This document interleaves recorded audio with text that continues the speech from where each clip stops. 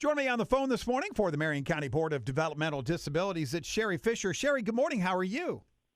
Good morning. I'm doing great, thanks. Good, good. Sherry, let's talk a little bit. Your son, Caden, receives services from the Marion County Board of Developmental Disabilities. Tell us a little bit about Caden and some of the services that he receives from the board.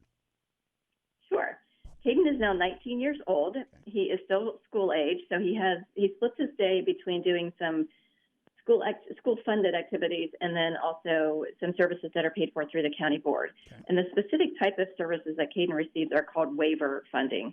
And that's a technicality we don't necessarily need to get into, except the really important factor of that is that those services are supported by both federal and state dollars, but Marion County has to provide a matching funds in order to draw down those dollars and pay for Caden's services. Right. I understand. Now, we want to talk a little bit about the levy coming up on November 6th and why we should vote yes. And one of the reasons why we need to support this levy is because this money comes in and then we have local matching dollars from state and federal dollars to increase the services, to keep these services going. And really, truly, these are lifetime support. Your son is going to need lifetime support. You realize that, you know that, and he's going to be around for a long time, and he's going to need help, and this levy can certainly help to do that, correct? Exactly. And for many individuals, Caden included, we have so much better health care now than we did decades ago. Right. So an individual with a disability before they may have had anticipated a shorter lifespan. Now, Caden's lifespan is the same as yours or mine.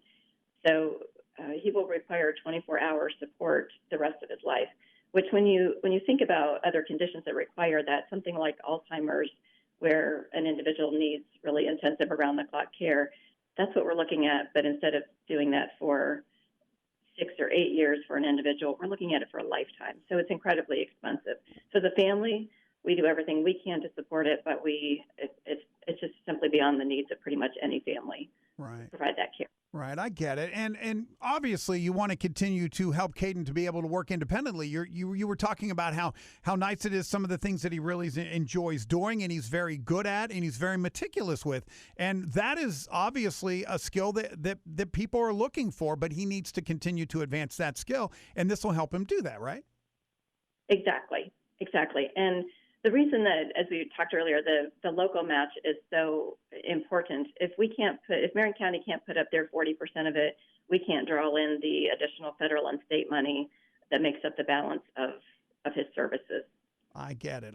Well, Sherry, God bless you for all the work that you've done with Caden, and I wish you and Caden a lot of luck in the future. And if you want to get more information about the levy for the Marion County Board of Developmental Disabilities coming November 6th, you need to go to marioncountydd.org. You can also get more info on Facebook and Instagram. But Sherry, once again, it's just so important that we support the Marion County Board of Developmental Disabilities levy coming up, right?